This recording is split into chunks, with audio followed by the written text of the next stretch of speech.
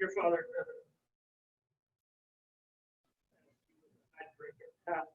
patient friends.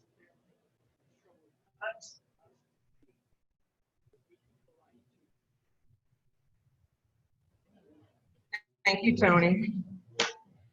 So I want to welcome everybody. It's so good to see some new faces in the room today. I know it's getting challenging as we are trying to still navigate this, and some people are still not comfortable with coming out, and that's okay. And we do have a couple of visitors in the room. We have Mr. Keith Farlow, our speaker today. Welcome. We have Patrick Ross here. He's kind of my right-hand guy and the birthday guy today. Happy birthday! You knew you were going to get called out. All right, so I have some announcements. Does anybody else have any announcements that they would like to share first? All right. So I got this just the other day from Chris, so I'll just mention it briefly, but it seems as Grand Air is doing a drive-through trick-or-treat, and they have been asking for some candy donations. They also have booth space available, so if anybody's interested in that or has a donation that they would like to contribute of candy, get a hold of Grand Air.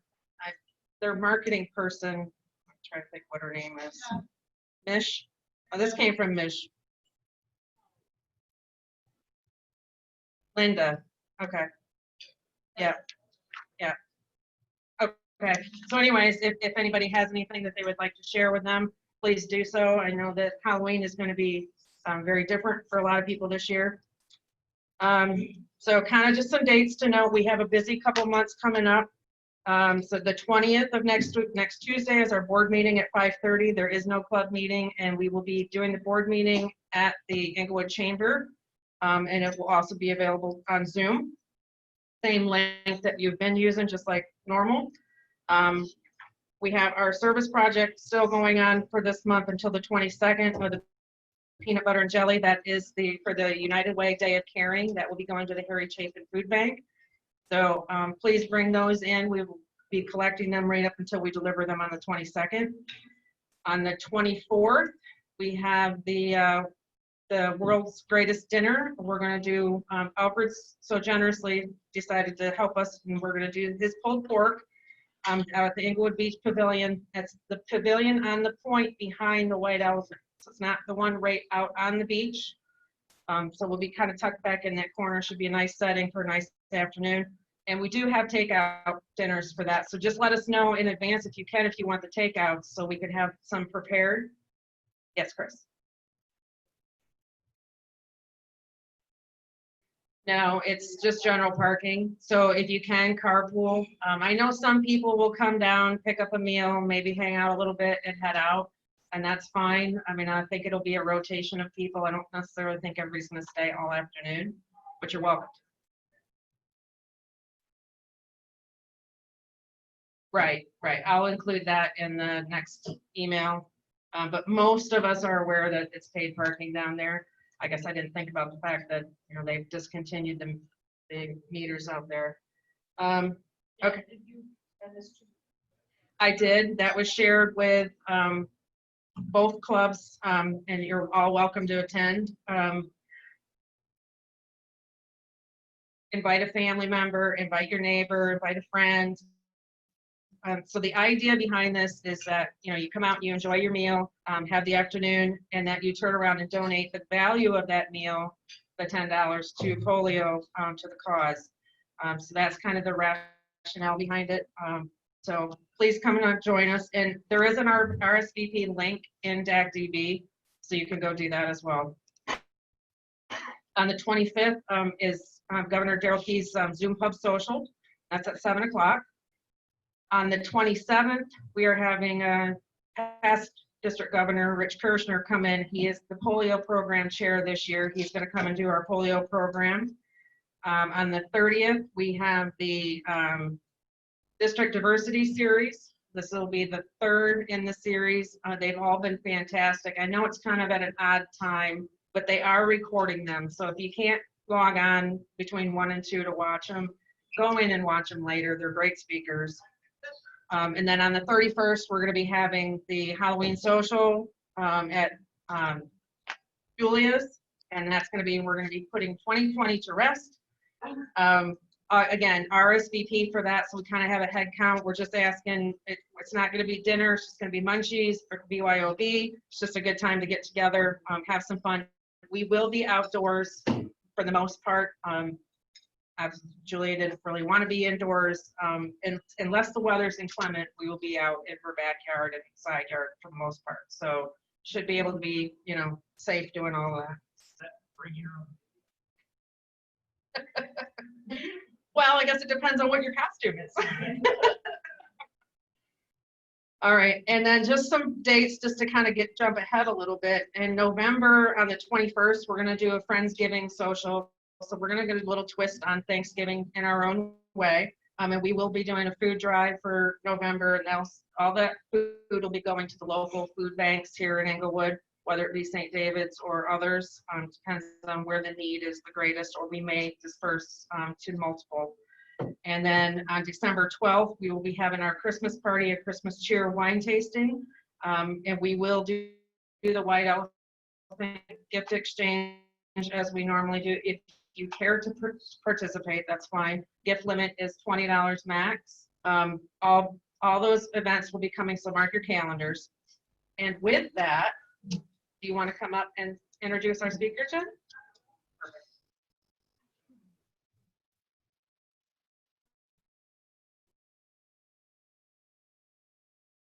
That's correct, so bear with me on this. Pete Farlow is the owners of Farlow's on the Water restaurant in Englewood. He moved to Florida and opened this restaurant with his wife in 2003. He came to Englewood following his parents, who moved here in 1991 to open the Country Hound Cafe. The Farlow family has been in the restaurant business for nearly 30 years in Charlotte County. Farlow's on the Water presently employs 130 employees. Keith grew up on the island of St. Croix. He then graduated from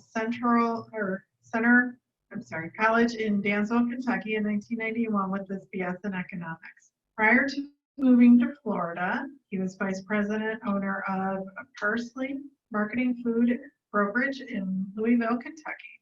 Keith is currently chair of the governing board of the Sky Family YMCA. This responsibility includes all the YMCAs from Venice to Bonita Springs and includes the 2 Sky Academies. Yay, Sky Academy. He also serves on the Warren, and I don't know how to say that, Englewood Y Advisory Board since 2007 and serves as chair in 2010. Keith has volunteered for the Englewood Chamber of Commerce is a volunteer since 2007 and was president of the chamber in 2018. He is presently serving on the Sarasota Community Redevelopment Agency Board. He also has just been appointed to Charlotte County Tourism Development Council. Keith joined the Lemon Bay Sunrise Rotary in 2004, and where he has been active member, he is achieving the Paul Harris Fellow and Youth Trust Fellow through his charitable contributions. He is currently president of the LBSR Youth Scholarship Foundation, and I don't know how you find so much time in a day. I really don't. I apologize for the long line. No, it's great. And it's good luck. Come on.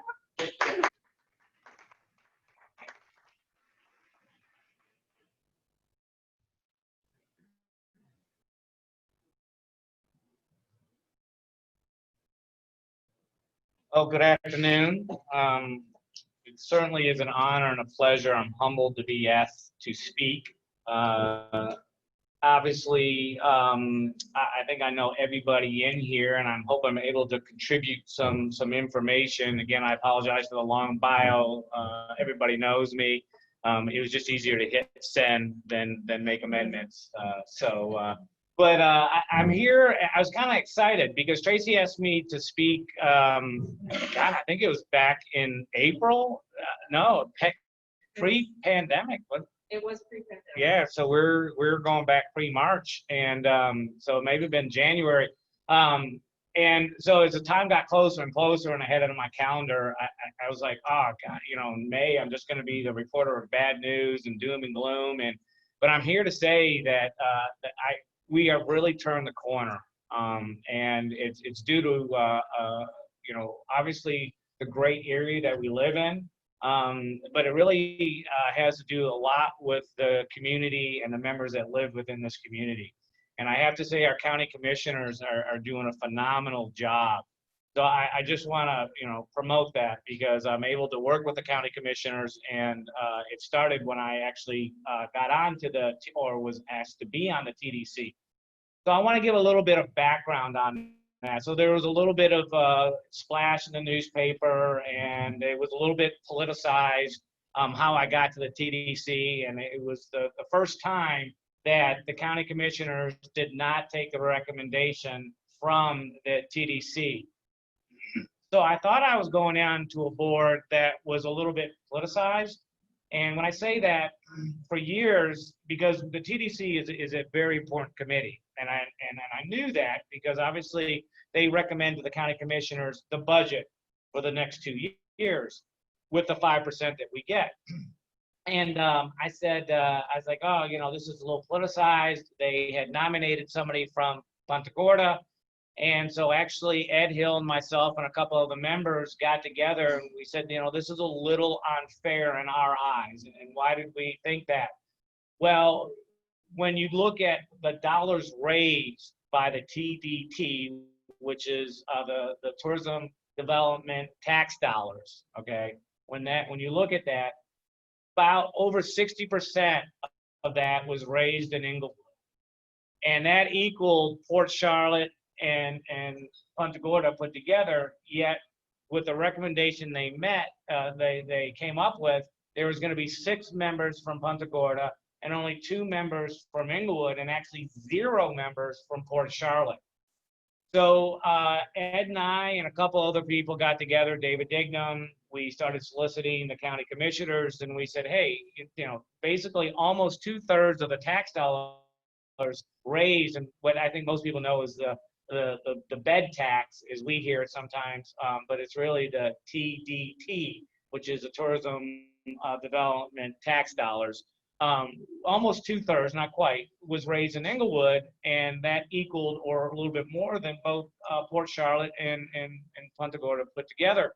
And so we felt, hey, why can't we have another representation? And most importantly, we felt like it needed to be a business member that was going onto the board. And the county commissioners agreed, and so they appointed me. I can tell you, and I'm very happy to tell you, that this is not a political committee at all. They actually vote right down for the best interests of Charlotte County. There is no doubt in my mind. I've seen it. Unfortunately, I think the vote or the recommendation for the new member on the TDC was a little bit political, but it wasn't. It was just who you knew. They were comfortable with the person from Punta Gorda, and obviously Inglewood was comfortable with me, even though I knew most of the people on the TDC from Punta Gorda. They obviously were comfortable with who was coming from Punta Gorda. It is not a political committee at all, and actually worked very, very well together. So I just wanted to put that out there because there was 2 articles in the newspaper, and I had a lot of people really come to me and like, oh, this is, and I was right there with them. But at the end of the day, they're a great committee. We work together, and it's about recommending the best budget to the county commissioners. So what is a TDC? Again, it's the Tourism Development Committee. It's made up of 9 members. One of those members is a county commissioner. At present, that is Bill Truex. So Bill Truex actually leads this committee. He is phenomenal. And I say that because he really lets the committee talk. And I can't speak for anybody in the past, certainly, but I can only speak for the present. And Bill does less than the committee by a long shot. He really listens to the committee because each one has their expertise. We have a council member from Punta Gorda. We have the mayor of Punta Gorda on that committee. We have several business owners on that. We have some nonprofit representation. So everybody has their expertise, And so Bill really takes that. I think he carries a great message back to the rest of the county commissioners. So that being said, again, we propose the budget that goes in front of the county commissioners. We kind of give our, go ahead, this looks good, this is the way it is broken down. So a lot of people have asked me, where does this money come from? Where does this 5%?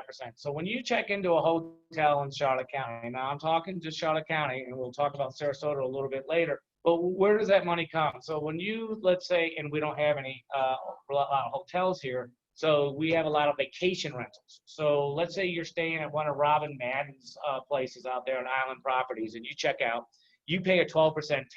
6 of that goes to the state, normal sales tax. 5% stays in Charlotte County, and there's another 1%, which we'll talk a little bit later because that's on the amendment. For those that live in Charlotte County, you have that, which is an extension. It's not an increase, it's an extension. So that's how you get to the 12% when you pay for it. That 5% comes back to Charlotte County, and that goes to the VCD. And we do a couple of things with that. That basically pays for the salaries of everybody on the VCB in Charlotte County. It pays for the marketing. And a lot of people ask, what does that entail in marketing? And really, they participate on so many levels. So Waterfest, some of the art festivals, the air shows go into that. The packets, matter of fact, my wife and I stopped on the way back from North Carolina. We were driving. We stopped at the Welcome Center in Florida. And we actually picked up the Charlotte County bag that was right there. It's Charlotte County. You picked it up and it had all the inserts. I do want to let you be aware that if you're part of the visiting bureau and you participate on that, you have a business, you can put your information in that bag. And we do as a business. And I can tell you that rest stop was swamped. And my wife went over there because I was like, ooh, that looks like COVID over there. So I stayed away, but my wife is tougher than I, and she made it up there and got the bag. And there was a lot of information, and everybody was doing that. You could tell that people that where they were going is where the packets they were picking up, and then they were picking up the surrounding packets. So it was kind of interesting. But that's that part of that marketing dollars that go in. 3% goes to the Visitor Beach and Convention Bureau, which is the budget, the salaries, the marketing, and then 2% goes to the sports park. And in 2007, we added some of that 1% onto that, which that 1% is just for capital building, okay, capital expenditures. So that goes for building new fire departments, new stadiums, anything like that. So that's how that 5% is basically broken down. So what's going on? Well, I can tell you that, like I said, I was a little kind of like, oh, this is not going to be a great report. It's going to be doom and gloom with the COVID and the lockdown that we all experienced. Certainly in my industry, it was devastating. I can tell you that many restaurants will not make it back. They can't. It's just patrons are very smart. They are investigating where they're going to eat. And with that loss of revenue basically overnight, and I don't know for those that don't remember, but literally Governor DeSantis, we went from 100% normal business to 50% occupancy, and 1 week we were shut down. So it wasn't like, oh, we're going to save our revenue, and this was at the beginning of March. So we were heading into our busiest month. I can tell you that I talked to all the restaurant owners, and that is for personal gain, because I want to know what's going on in each market. And I have very intelligent conversations from, Mike Pashota with Sharkies and Fins, to Sue and Rocket down in Lock and Key, to Bruce Lashley. He serves on a board with me. So I'm able to gain a lot of information on what's going on in each of these markets. We were all having incredible seasons. We were having gangbuster seasons that we had never experienced before, but it was shut down in a week. So those restaurants and hotels and vacation rentals weren't prepared for this. So I do want to say that you'll see a lot of restaurants still close, unfortunately, because I don't know how quickly the consumer will come back. and the consumers are going to places they only feel safe. And I think that's, obviously evident on what is happening with your own personal experience when you go to a restaurant, right? I think, and the normal is you have 5 restaurants in your repertoire. So usually you can, if everybody just thought like, yeah, I go to 5 restaurants, or I used to go to 5 restaurants. That's the norm. Now you might plug in a new restaurant and kick out an old restaurant, but you normally, back in the old days, you only went to 5 restaurants. You try the new restaurant, that's not a problem. But your repertoire is between 3 and 5 restaurants. That has now, according to the national data, has been cut down to 2 restaurants. So people are going to 2 restaurants, and it's the 2 restaurants they feel very safe at. And they're not really going out there and trying the new restaurants because they haven't heard the hubbub if they're safe or not. So what did this mean at the initial? So at the initial start of the pandemic, we got some numbers back, and this includes April through June this year. And at the end of that quarter, we were down roughly 12% in visitors. Direct expenditures were down 21.2%. Occupancy down 32.5%. So you could start to see it was taking a significant effect on our economy here locally. And that's only to the end of June. So those numbers are just coming in. Again, people were still kind of figuring out, and when we went into lockdown. So we were decimated in April and June through that time period. Today, I can say, as of July, the numbers that came in at the end of July, the month of July, the tax revenue that we brought in was up 42.8% over last year's July. Up 42%. That significant of an increase increases to 2.8% for the year.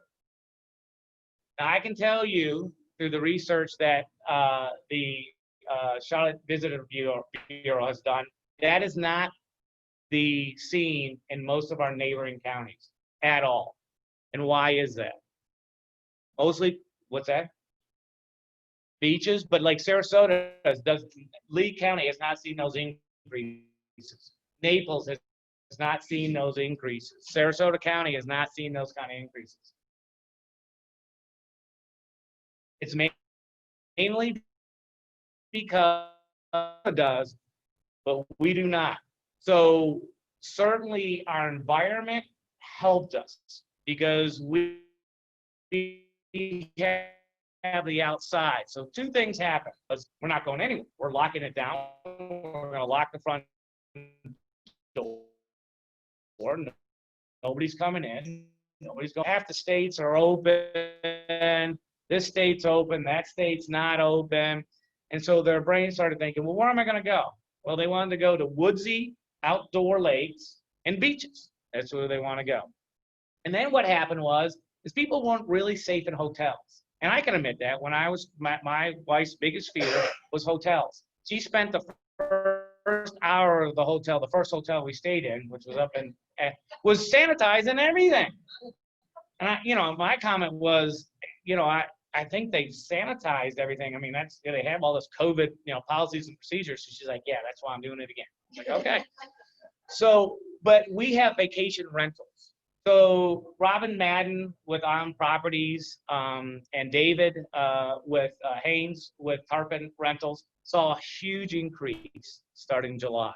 Huge increase. People wanted to go and they wanted to stay. The VVRO saw huge, like 50% increases. They wanted to go to beaches that weren't heavily populated, and they wanted to stay in a house. They wanted to stay there for a week. They didn't want that influx of people coming and going. So Charlotte County saw a huge increase. Now, I can tell you a little of Lady Luck played on our side. So we started a campaign called Outsiders Are Best Side. We actually won the Flagler's Award, which is a very acclaimed award for marketing your area. And all the visiting bureaus around the country want this award. It's very coveted. We're actually up for 3 this year, and that they present the awards in November. We won it last year on 2 of them. our visiting bureau that is now led by Sean Doherty, that staff is incredible. I can tell you that I've worked with these people for many years. I mean, from Chip to Laura Steiner back in the old days, and Laura Steiner got this ball rolling. Incredible people. And I see our marketing, and now I look at other people's marketing in the area, in the state, and we are light years ahead of everybody. So that committee and that director really started the process of the ad campaign. Our best side is outside. Then comes a pandemic. Well, we were already there. I mean, people, when they hit Charlotte County, our best side is the outside. It took off. It took off. So I can tell you our visitor bureau is absolutely amazing, incredible people, and work very hard. But the vacation rentals were the big part of that. David and Robin just, we had a meeting on Friday, and they talked about this is the best quarter they've seen in 5 years, if not ever. If not ever.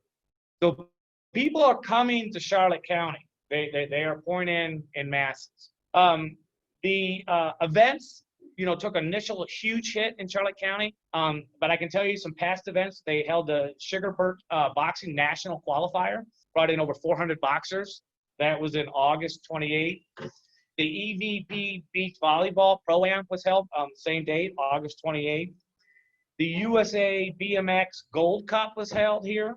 The Pro Style Home Run Derby was held here. Florida Half Century Softball was held here just last week.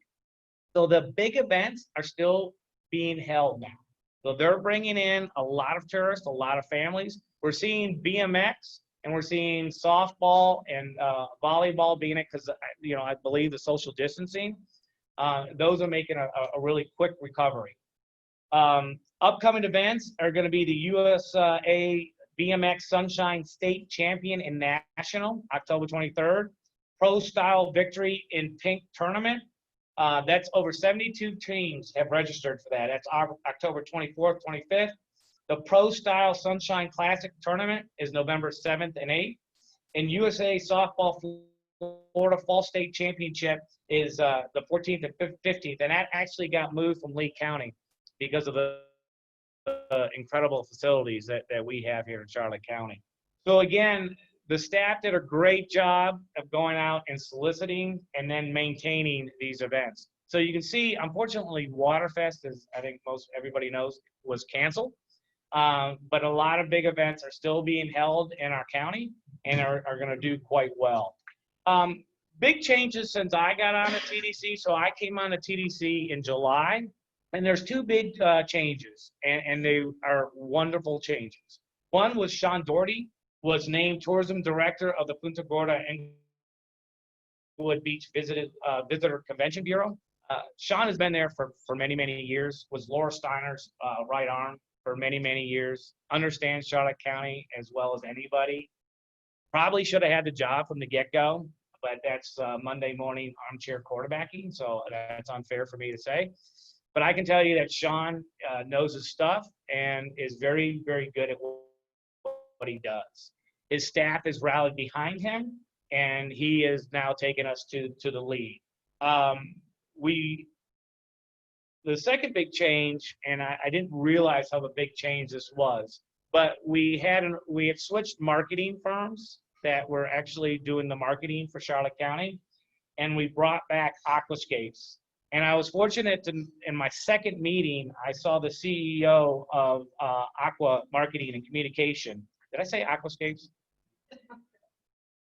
Cancel that one. It's Aqua Marketing and Communication.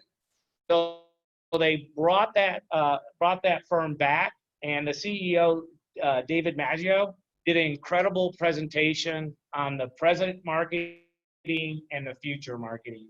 And again, we're up for 3 Flagler Awards, and it is absolutely incredible, the marketing campaign that they have put together. And Sean Doherty, again, has just taken the reins and has carried what I consider right over from Laura Steiner. And Laura Steiner, I didn't think anybody could do any better job than Laura Steiner. I mean, Laura Steiner really got our visiting bureau up. We were nothing. Yeah, we were nothing. We weren't doing very much. And Laura Steiner really took us to the front. And now everybody in the state of Florida looks at Charlotte County and what we're doing. And that's because of Sean Doherty and really, I think, Laura Steiner. So that being said, David Maggio, really kind of conveyed and presented the present and future marketing plan, which is the recovery plan, right? We're all in recovery. So he really talked about this is what we need to do to recover. And I believe we have really gotten back there. And obviously the tax revenue has shown that. So one of the great things that Aqua Marketing Communication is doing is they are really spending quite a bit of money on tracking who, why, and where people are coming here. And that's important. Why is that important? Because then we can go market in those areas.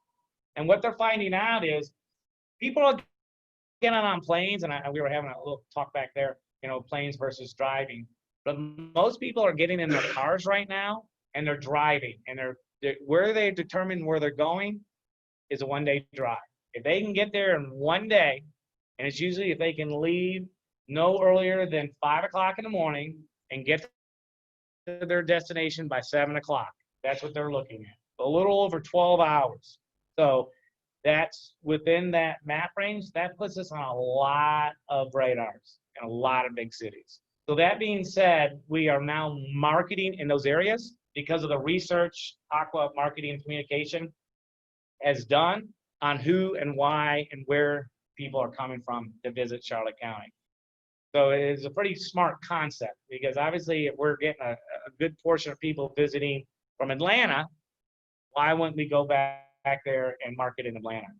And so we have partnered with Allegiant Airlines, and Allegiant Airlines is now doing some marketing in some very specific targeted areas through this research that Aqua has done. And I think it will be very, very effective. Allegiant is getting back to normal. Many people have asked that question. Allegiant is now getting, I think they're probably, if I had been at the meeting, I was celebrating my 20th anniversary, so I missed the last Friday meeting, but I'm willing to bet that Allegiant is probably back to where they were a year ago, which is pretty remarkable because I can tell you, there you go. There you go. But they also laid off pilots. Well, I think this would be, Laid off crew. yeah, but I think this would be specific to Punta Gorda Airport. Right. So who's flying into Punta Gorda? I think to your point, I think because she indicated that they were going to go up. They're booking, so I can't speak for Allegiant nationwide, but I can speak for Allegiant in Punta Gorda, and they are doing a phenomenal job, and they're up, as you indicated. So that being said, we're on a great recovery plan, and I think things are going very, very well. The Tourism Development Committee, outstanding individuals. We're volunteers. At the end of the day, we're volunteers. Incredible bureau. That staff is absolutely impeccable. Again, our county commissioners, we're really dependent on tourism, and if we forget that, it's gonna in the long haul hurt us. And we're very smart with our development. We see a lot of development going on. The realtors are very happy. The housing market is about as hot as it gets because of the great environment that we have. And so smart development is not destroying that environment, obviously. And our county commissioners are very, very aware of that fact. I can tell you that. I heard Constantine talk about this. Bill Truex talks about this on a regular basis. So they're very aware of it. There's two other things that I just wanted to touch on very briefly. I'm also part of the CRA, which is Sarasota, which is a county commissioner appointed position. And real quickly, the number one initiative, which we decided right before COVID really took effect and we did not meet anymore, was the committee decided to make parking its number one priority. So each year, the CRA recommends to the county commissioners, what is the number one priority and where do we want to spend those CRA dollars? And that is parking.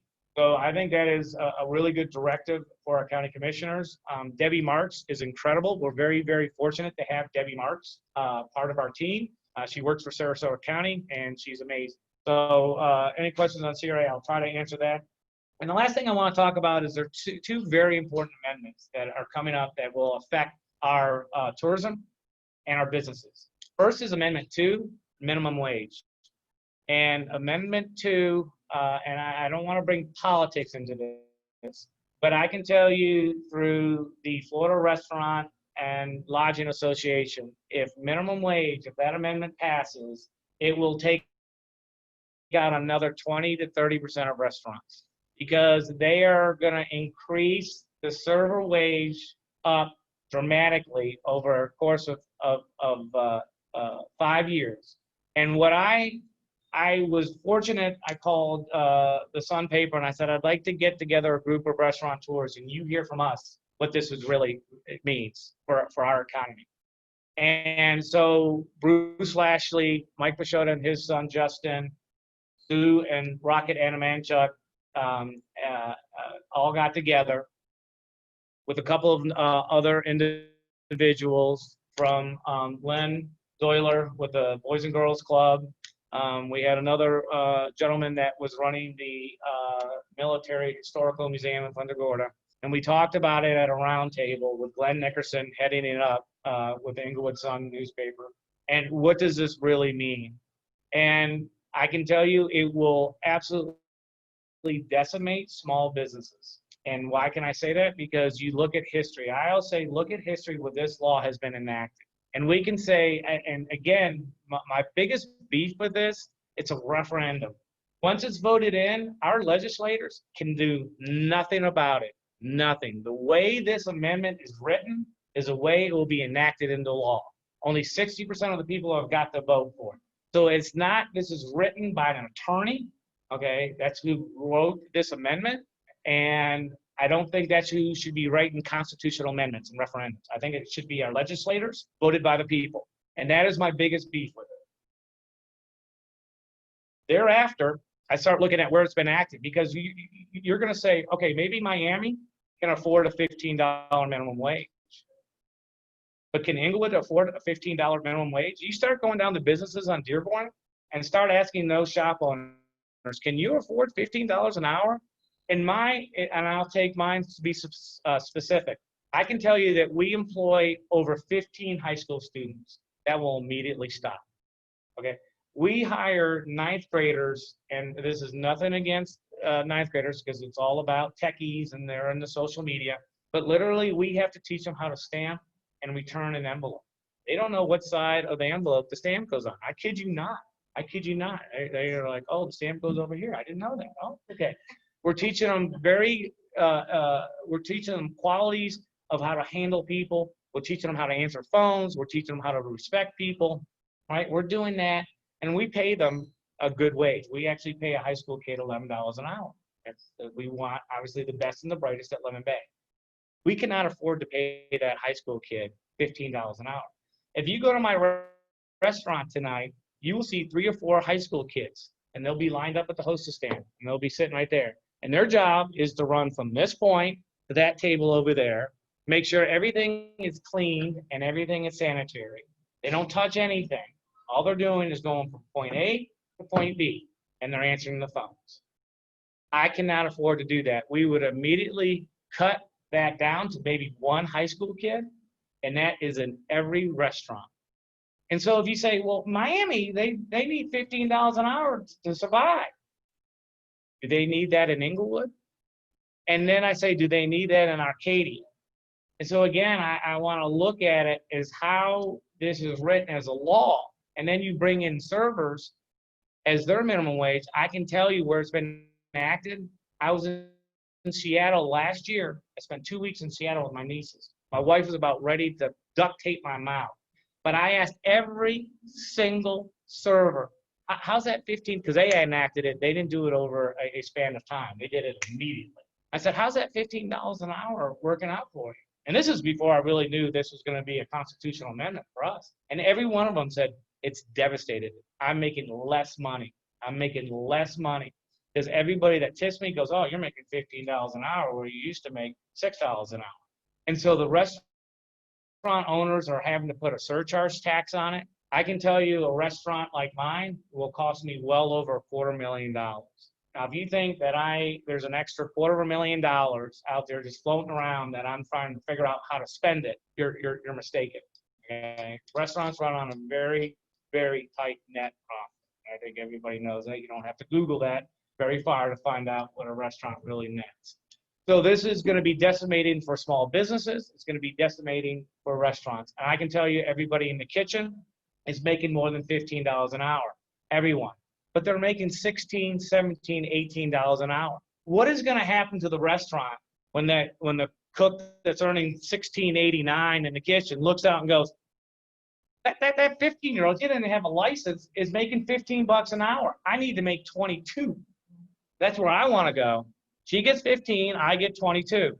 Remember, it used to be she made 11, I got 16. It is going to be dramatic across all lines. And Florida Restaurant and Lodging Association really thinks it's going to be another 20, 30% restaurants closing. And the last amendment I want to talk about is amendment in Charlotte County, which is the 1%. And I think it's important that that gets passed. It's up for another 6 year. It's an extension. It's an extension. It's not a new tax. It's been enacted for 26 years. There's been over 120 projects that have been funded by that 1%. It's only for capital projects. And I think it's a very wise decision for a county and a community to invest in their community with capital projects, whether it's panic buttons for schools, whether it's new fire departments, whether it's a new stadium. I can tell you, when I was here, my parents moved here in '91, and when they built the Ray Stadium, there was a lot of squabble. The Atlanta Braves would not be here if it wasn't for that stadium. The reason why they chose Northwood is because of the proximity of all those other Major League Baseball. That's why they chose that.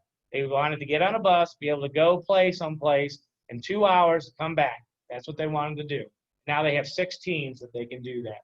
So again, it's a foresight of our county commissioners. I know it was a little painful, but I think it was a good decision. That's all I have. I hope that I participated and gave some good knowledge.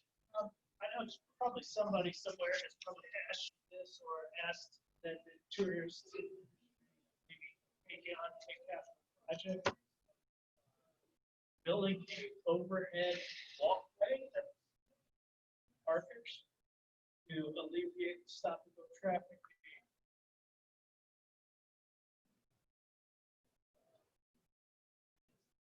Increased risk of traffic accidents or fatality there. Have they ever thought of that? Or? I know that's been in discussions. I can't speak intelligently on that specific, project, but I can tell you that the Rays have committed to investing $2 million into that stadium, and so that is going to be taking place. So that stadium's going to become even more beautiful. My thought is it'll only take one fatality, and it would have paid through a lawsuit. Yeah, I think as that grows and that, I know it's been looked at and discussed. How far it's gone down through the vetting process, I don't know. Waterfest, that, I realize the logistics of trying to run that. Also see the pluses for restaurants and lodging, things like that. I can tell you that I know Steve Gardner very well, and I can tell you Steve put 10 years on his normal age, trying to make the right decision, and I think they made the right decision. I never put my opinion in it because honestly, it doesn't, affect my business that greatly. I have a good pop on Saturday night. I think a lot of people come out we did last year. I can speak intelligently to last year.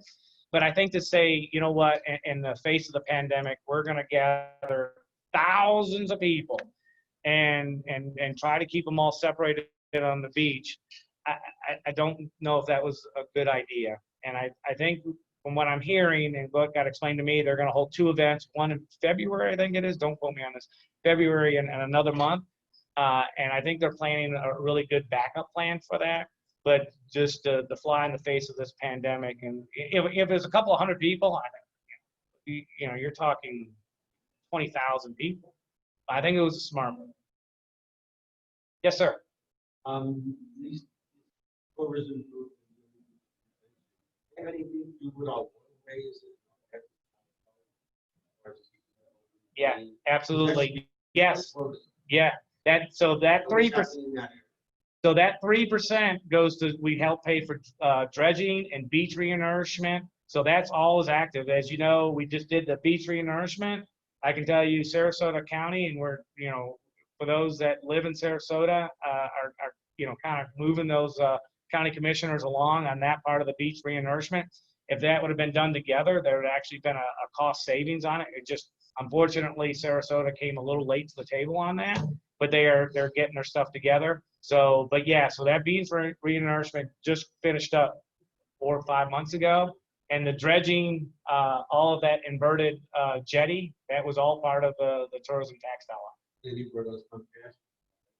And that would be a Bill Truex, because once you get into the Army Corps of Engineers, that opens up a whole nother can of worms. I know the inverted jetty, was everybody's dream for the solution.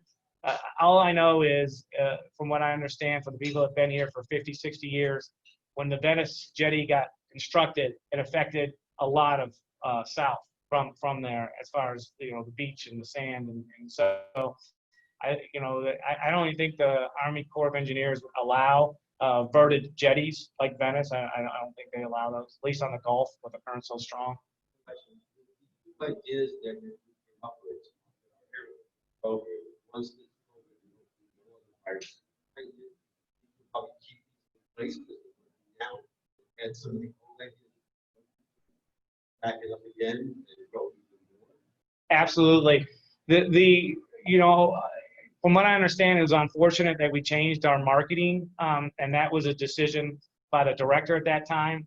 And as soon as she resigned, and Sean Doherty came to the plate, Aqua Communications and Marketing was rehired, and they are phenomenal. Again, I'm not familiar with them, and only in the sense I just saw the CEO give a great presentation. So I think what we're stepping into is research. Where the people that are coming, because it's not the old way of like, this is mass marketing because everybody's going to take a vacation, right? I think everybody here goes up north at some time during the summer. Right? That didn't happen this year. It's not happening, everybody coming down. There's 30–40% of the people that are not traveling. So this marketing firm is doing some really smart research and finding out, okay, who is coming, what age bracket, where are they coming from? So then we can go in and market in those areas. Very intelligent way of approaching that. That our success now is try to think outside the box. Very, very safe. Incorporate federal tax.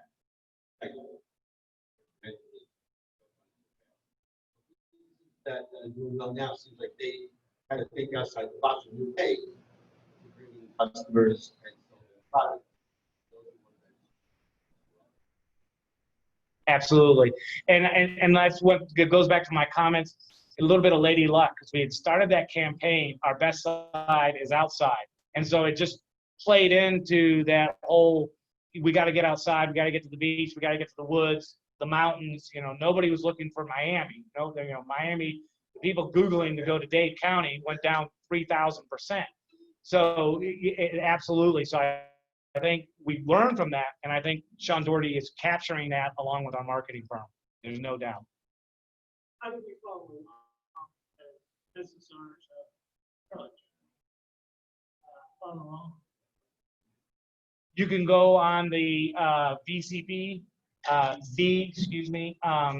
website, which is Charlotte County Visiting Bureau, and you can get all the information. All the minutes from the TDC are available on that. So if you really want to capture what is going on in Charlotte County, and especially where your tax dollars are going, that website is very critical. and you can download the minutes and you can kind of capture everything in a quick snapshot. Which we should be doing because we are reliant on tourism. Part for all of us. All right, I appreciate you all. Don't forget, Thank you, vote Keith. no amendment 2. Anyway, we'll do the certificate. I'm gonna. All right, well, thank you very much. I think that was very informative. And as you know, we would like to present you with a certificate and we will make a donation to Folio Plus in your name. If you want to come over and do the photo op.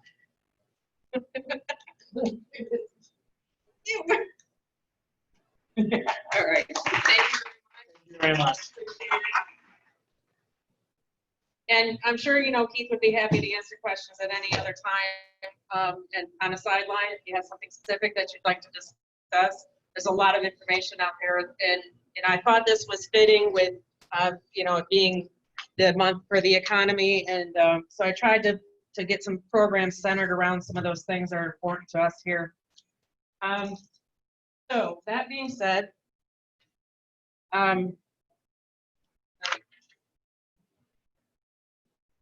so does anybody want to do happy dollars? We did the happy dollars before. I'll open it up. I know Tracy has one. Yeah. And I have a happy dollar. My daughter asked her boyfriend. They got engaged. Congratulations. I couldn't believe that my little girl is now getting. You've been talking about it for a little while. I think it might be. I have a feeling that it was going to happen. And she called me and Saturday. Awesome. Congratulations to all. Sure, it'll be wonderful. Anybody else? Oh, I got another one too. Oh, okay.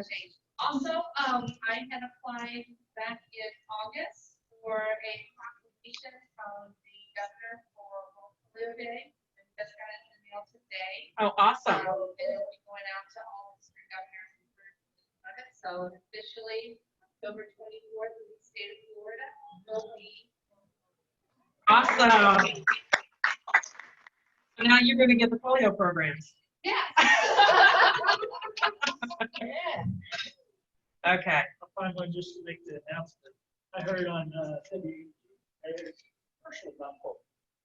Oh, did you really? I know that they've been doing a big campaign. Yes, Rotary has Yep. changed the world by. Yep. Well, and forward thinking, you got to think about this. And, you know, when we started this initiative years and years ago, and this may become the new COVID thing, you know, I mean, it's kind of similar because it's the contact tracing and it's a lot of the same. Once they get a vaccine, this may become a whole new, you know, thing that we're trying to conquer. So we'll see. Karen. Thank you.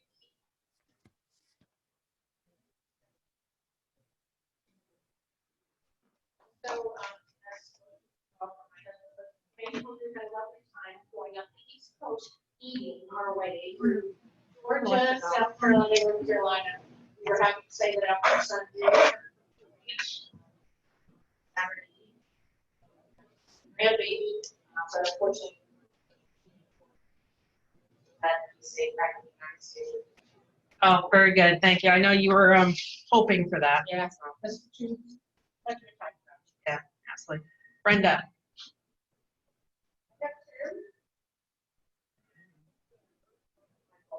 Yay! We are too. That's why I have a picture. The second one is after months of trying to get our 3 cards from PayPal. I got confirmation. Woo! Yay, yay. We are coming into the 21st century. Keith. I'm a happy 5, and I just really appreciate you all taking the interest in volunteer and everybody has to come in and see. Thank you. It was a great presentation. Georgina, I said you snuck in, so I missed your name. Sorry. Welcome, by the way. That's okay.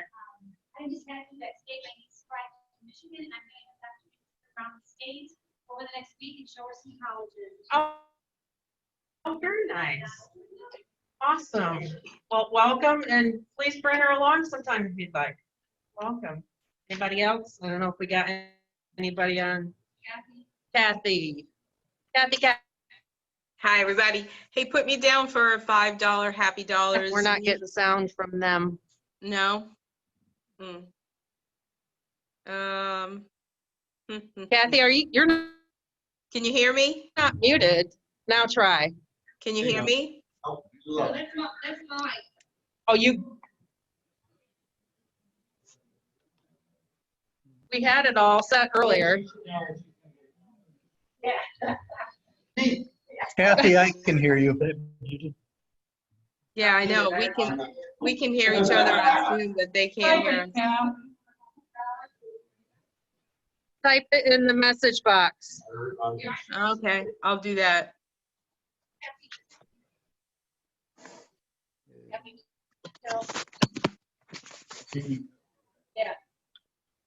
See, it's always something. As soon as I think we've got this figured out, we got it down, something happens. Can you hear Because me? now we're getting it. Ken has something.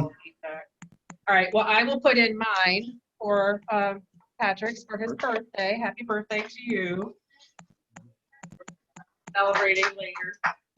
We're also going to be drawing the last 50-50 poker hand card. So we'll get through Kathy and Ken's Happy Dollar here, and then we will do that. He's got 3. Tracy, are you getting her through the typing? About Ken had a question. Can Yeah, you- I can't hear them, so they got to put it in the chat box. Can you hear me? There's too many speakers, too many this, too many that.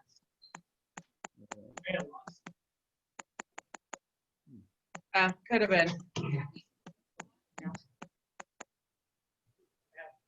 Okay. Oh, yeah. her Ken, video what's went your away. happy dollar?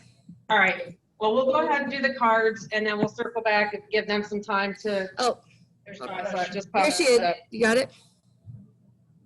All right, so I read Kathy wants $5 happy dollars to celebrate Connor's 14th birthday. Woo, Connor. Sam's 40th birthday. Raise $7,000. Oh, birthday yeah, for- and then the $7,000 raised for the Wobbly Feet Challenge. Fantastic. I know that's been a good thing. And did you have one that you wanted to type in the box? You doing it? All right. We'll go ahead and go down the list. If you're in the room and want to come up and draw your cards, they're up here, please do so. So we'll start with Ken's online. So go ahead and draw his. And Ken, you've got an 8 of hearts. But that was supposed to.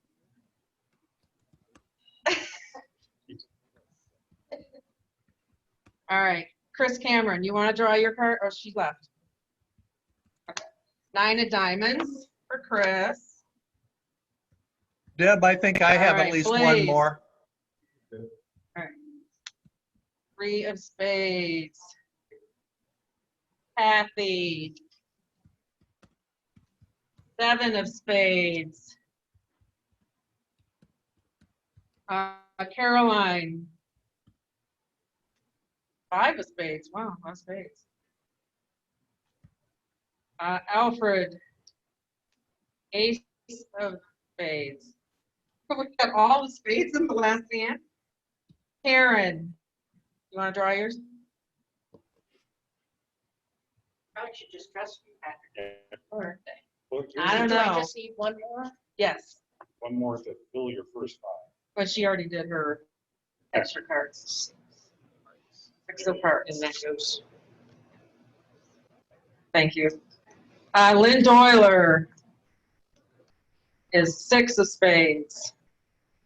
Ed's the one in the front runner right now. There's still 2 of them. Oh, yes. This is the card. No, three of hearts. All right, Tracy.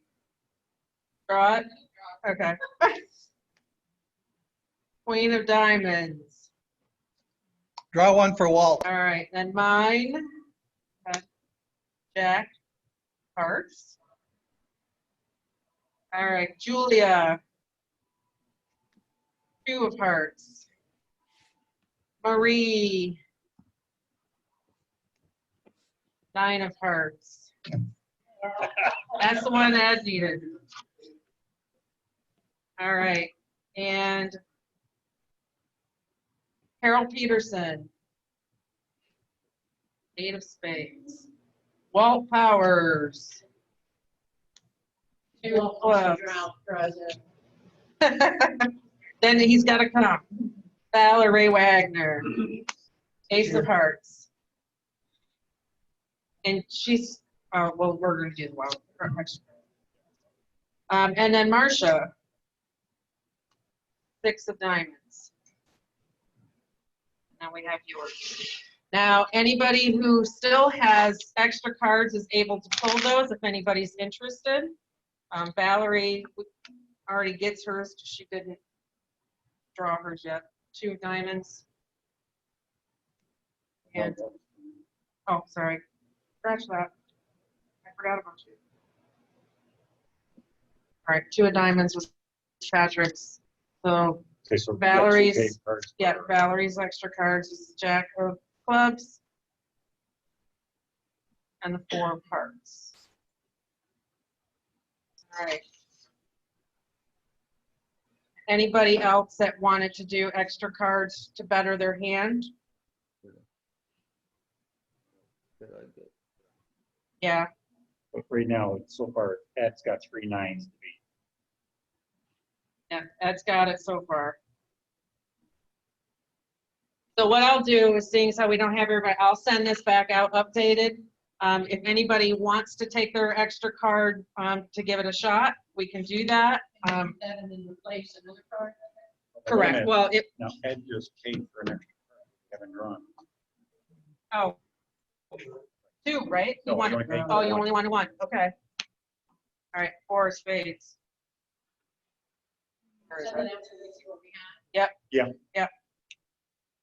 So this was something that I tried to do a little bit different to kind of bring a little bit of life back and get us back into the 50-50. So instead of just doing the traditional tickets, we decided to do a poker hand. I will do the poker hand once a quarter. Then we'll go back in between. We'll do the standard 50-50 with the tickets. It just makes it a little more interactive, a little bit more fun. And it seems like everybody enjoyed it. So I will send that updated list out. We will do that. I think that's all I have, unless anybody has any announcements or anything to add. We are good. Well, thank you again, Keith. I really appreciate you coming out and joining us today. And Jennifer, you want to lead us out with the four-way pledge?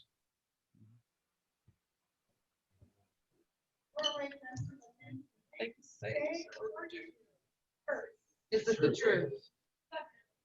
Fair to all concerned. Will build goodwill and better friendships. Will be beneficial to all concerned. Thank you all. Have a great day. That was done.